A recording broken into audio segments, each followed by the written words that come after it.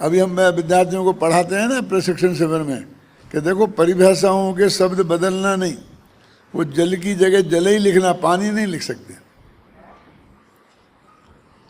है ना? समझ में आपके में? अभी देखिए कि 3 चीजें हैं ना, कौन कौन सी हैं? कि पानी, क्या वो बताई थी ना कल, किसने बताया? आपने बताई थी। 3 चीजें बताई थी ना कि गृहस्थ के लिए क्या करना चाहिए, कि गृहस्थ की पहचान के चिन्ह क्या हैं। प्रकाश ने बताई होंगी। क्या बताई थी बोलो? हैं?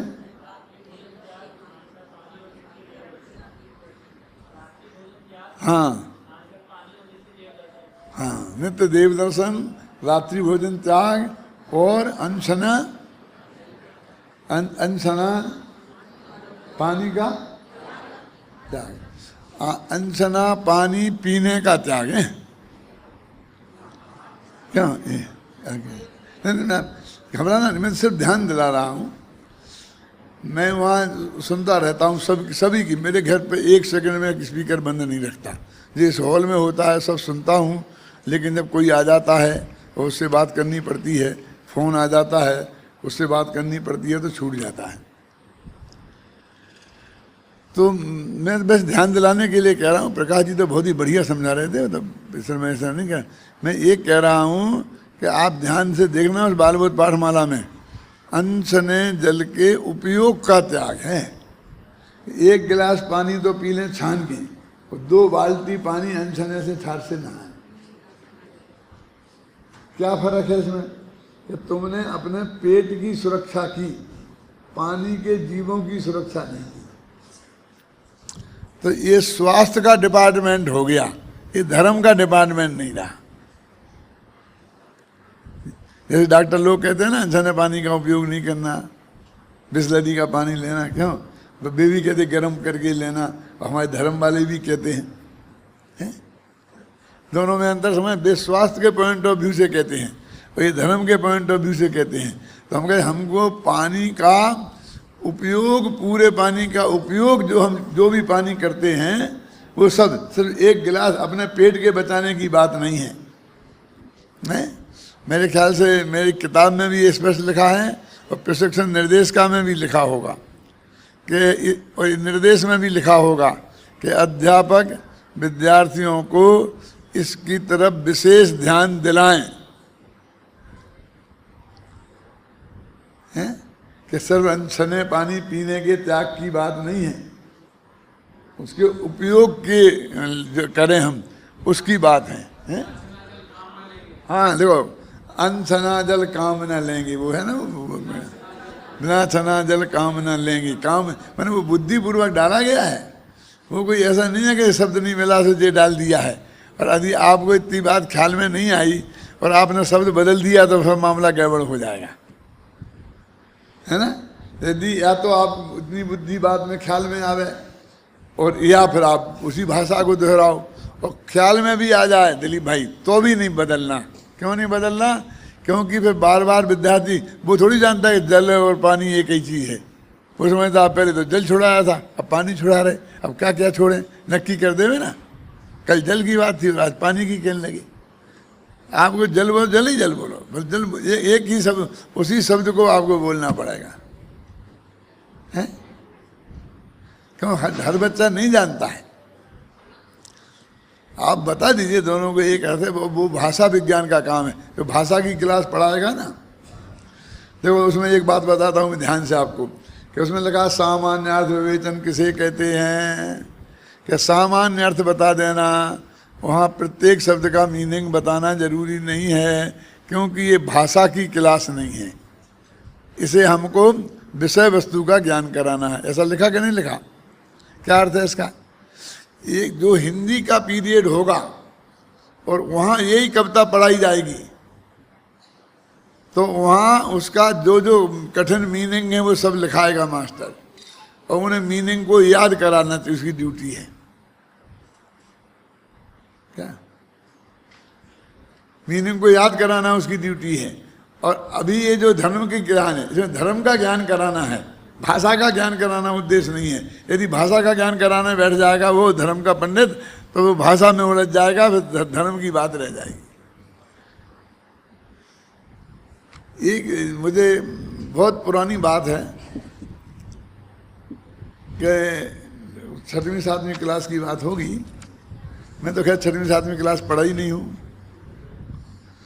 मैं तो पहली क्लास से सीधा लक्ष्य सिद्धांत कौमुदी में आ गया था। तुम लोग 10वीं पास करके आते हो ना, मैं पहली क्लास के बाद आया था। लेकिन उसमें एक नियम है, मैं आपको क्या बता रहा था, काय के लिए बता रहा था, भाषा का, कि भाषा का ज्ञान हमारा उद्देश्य नहीं है।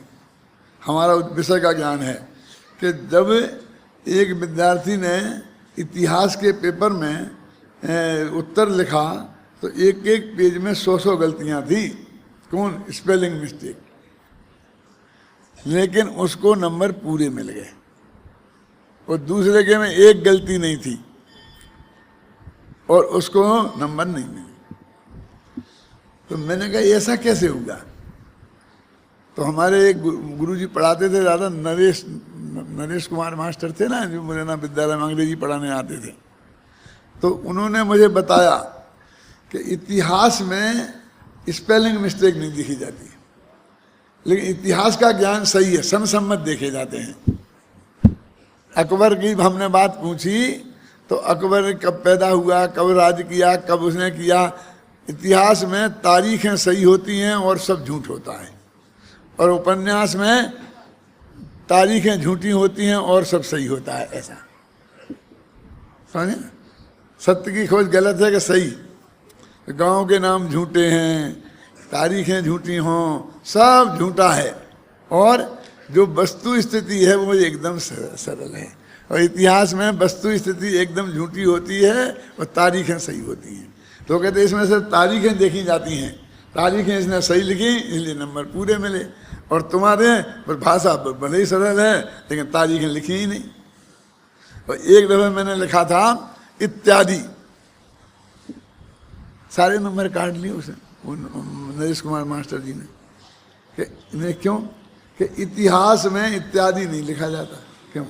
हमने तुमसे पूछा अकबर का जीवन बताइए, तो तुम बता दो ना पूरा, इत्यादि क्यों? 2 पेज में ही लिखना है, तो जो तुमने लिखा वो पूरा है। इत्यादि माने अभी बाकी और है, बाकी काय के लिए छूट रहे? इत्यादि नहीं होता। इत्यादि शब्द लिखो तो सब खत्म खेल। अब तेज लोग आप जानते ही नहीं होंगे, आपने न मालूम कितने इत्यादि लिखे होंगे, और जो तुम्हारे परीक्षक भी नहीं जानते होंगे, इसलिए नंबर भी पूरे मिल गए होंगे। उसमें स्पेलिंग मिस्टेक नहीं देखी जाती है, समझे ना? तो वो मैंने उसमें लिखा, इसमें क्यों एक बेचारा 8वीं क्लास पास है, एक MA पास बैठा है, दोनों प्रशिक्षण शिविर में। अब MA क्लास की भाषा और 8वीं क्लास की भाषा एक सी कैसे हो सकती है? एक इंग्लिश मीडियम वाला है और एक हिंदी मीडियम वाला है, तो दोनों की भाषा एक सी कैसे होगी? तो भाषा थोड़ी। अब हमें तो 5 पाप हैं, 5 पाप के नाम याद चाहिए, 4 कसाओं के नाम याद चाहिए, उनकी परिभाषाएं चाहिए। क्यों? अनुकरण वाचन किसे कहते हैं? हमें तो ये चाहिए। हमें तो ये समझ में आना चाहिए कि अनुकरण वाचन इसकी समझ में आ गया कि नहीं आ गया। यदि हमारी समझ में ये आ जाएगा तो फिर पूरे नंबर।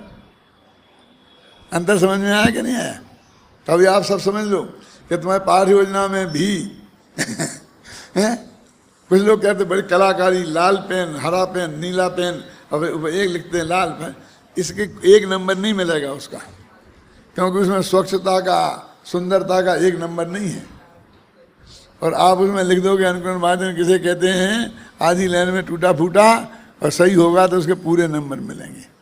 ये परीक्षक जांचने वाले भी समझ लें,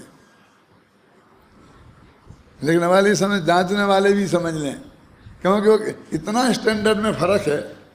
तो सबकी हम शुद्धि, भाषा की शुद्धि कैसे देख सकते हैं? हमें तो जो चीज़ हमने पढ़ाई है वो उसकी समझ में आई कि नहीं आई, और वो उसने जो लिखा है उसमें उसका सही भाव आया है कि नहीं आया है, हमें इतनी बात देखनी है। जो उसमें लिखा ना, भाषा ज्ञान हमारा उद्देश्य नहीं है, हमारा उद्देश्य तो सब्जेक्ट ज्ञान है।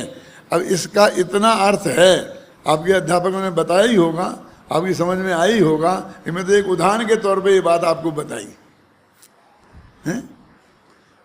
क्या उसमें क्या होता है, कैसे होता है, क्या करना चाहिए, उसके पीछे क्या रहस्य है, हर बात में, छोटी छोटी बात में भी वो रहस्य होता है।